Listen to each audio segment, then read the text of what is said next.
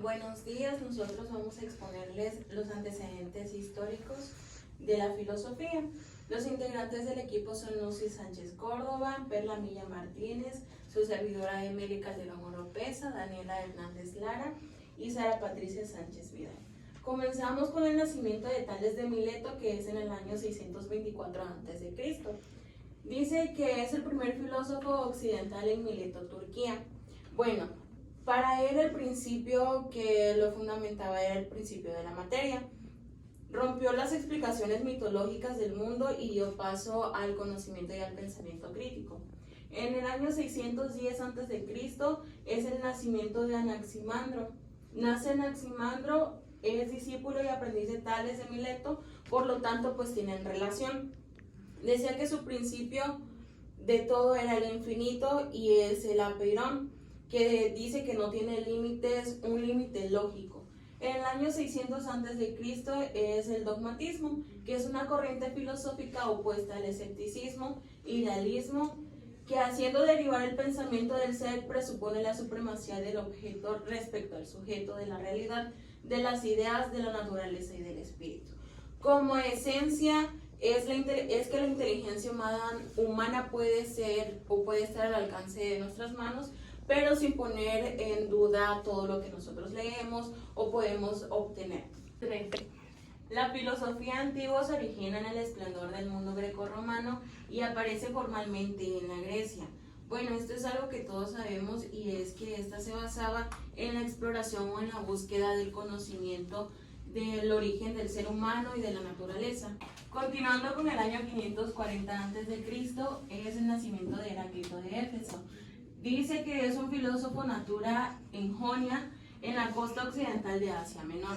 Bueno, él decía que todo se mueve y que todo cambia y que el mundo experimentaba un proceso o un constante cambio.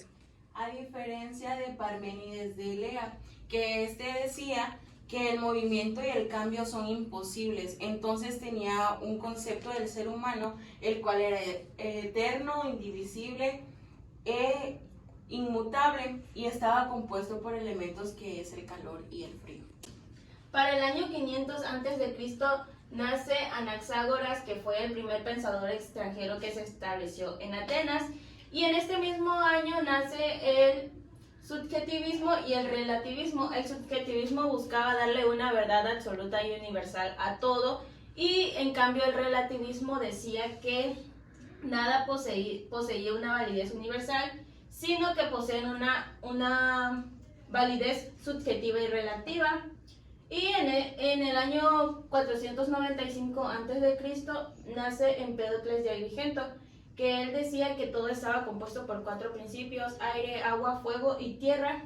Y en el año 470 a.C. nace Sócrates, que él decía que a todo se le debería de buscar una verdad, y él decía que teníamos derecho a investigar una verdad. Y en el año 460 a.C. nace Demócrito, quien aportó una ley atomista y decía que todo estaba compuesto por partículas. Seguimos con el nacimiento de Platón. Este nos mencionaba que todo lo que existía en el mundo era una ilusión o era la sombra de otro mundo. También nos mencionaba que nuestras almas anteriormente ya existían y que todo lo que veníamos teniendo como conocimiento era algo que nosotros ya teníamos en nosotros mismos. Seguimos en el 387 a.C., la fundación de la academia. Esta fundación de la academia fue por Platón. Platón decía que su centro de enseñanza era el conocimiento y que esto no era permanente de un resultado del exterior, sino que este conocimiento también tenía que ser por la observación. Seguimos con el escepticismo. Si bien esto es lo opuesto al dogmatismo, tenemos que en el escepticismo tenemos que cuestionar todas las cosas, todas las situaciones que vayan surgiendo, y todo esto se tiene que ver por pura evidencia. Seguimos con la filosofía medieval en 476 y nos menciona que va a ser la aparición de la filosofía medieval. Se va a desarrollar en la Europa y Oriente durante lo que se llama medioevo o la Edad Media. Y de ahí seguimos en 1600, donde es la filosofía moderna. Aquí se viene a caracterizar por la preeminencia de la gnoseología sobre la metafísica. Y aquí mencionamos que la preeminencia es un privilegio. En este caso también la gnoseología iba a estudiar todos los fundamentos de las cosas y la metafísica era algo del propio ser, pero ya un poco más profundo. Y seguimos con el empirismo. Nos menciona que es una teoría filosófica que enfatiza el papel de la experiencia. Aquí va a estar las percepciones sensoriales, que va a ser la vista, el olfato, el gusto, el oído y el tacto. Dentro de estas va a ser una formación del conocimiento, todo lo vamos a ir adquiriendo por experiencia. Ahora en el año 1600 nace lo que se conoce como el racionalismo. Pues se identifica por la tradición que proviene del filósofo francés que es René Descartes en el siglo XVII. Decía que la geometría representaba el ideal de todas las ciencias, incluida la filosofía. En 1601 nace lo que es el conocido materialismo, que esto pues es una idea que decía que lo materia esto era todo lo primario y que era la conciencia que existe en todo lo que se relaciona con la filosofía. En 1711 nace David Hume, que es un filósofo, economista y sociólogo historiador escocés, que constituye lo que son las figuras y la importancia de la filosofía occidental. En 1724 nace Immanuel Kant, quien también era uno de los más importantes filósofos y economistas en esa época. Era un filósofo prusiano de la Ilustración y fue el primero y más importante filósofo de la crítica, ya que él hizo 3 publicaciones acerca de la crítica pura. En 1800 nace lo que es la filosofía contemporánea, que se comprende un periodo desde el siglo XIX a principios del siglo XX, y dice que esta filosofía se extiende en la filosofía producida por filósofos que aún están vivos. En 1800 nace lo que es el prognatismo, que se basa en que solo es verdadero aquello que funciona, que se enfoca solo en el mundo real objetivo, o sea, todo aquello que solo puedes ver.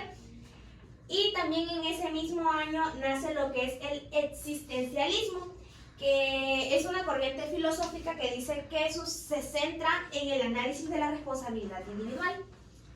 En 1810 nace lo que es el positivismo, que en se afirma que el conocimiento auténtico es el conocimiento científico, es decir, que todo tiene una hipótesis y un porqué y solo se puede explicar científicamente. En 1820 nace Federico Engels, que es un filósofo, sociólogo, periodista y empresario. En 1859 nace Edmund Gustav Albert Husserl, que es un fundador de la fenomenología trascendental y sus movimientos incluyen a inicios del siglo XX. Y en el año 1866 fue el nacimiento de Benetton. Nace este filósofo que da pie al historialismo, que considera la realidad como un devenir histórico. Y el idealismo se supone que son los objetos que no pueden tener existencia sin que haya una mente que esté consciente de eso. Es el que nada es el porque sí, que todo tiene un porqué. Y en 1926 nace Hillary. Nace un filósofo, matemático, informático y teórico estadounidense, uno de los más prolíficos e importantes del siglo XX. Y en 1950 el estructuralismo es un enfoque de investigación de las ciencias sociales que creció hasta convertirse en uno de los métodos más utilizados para analizar el lenguaje, la cultura y la sociedad.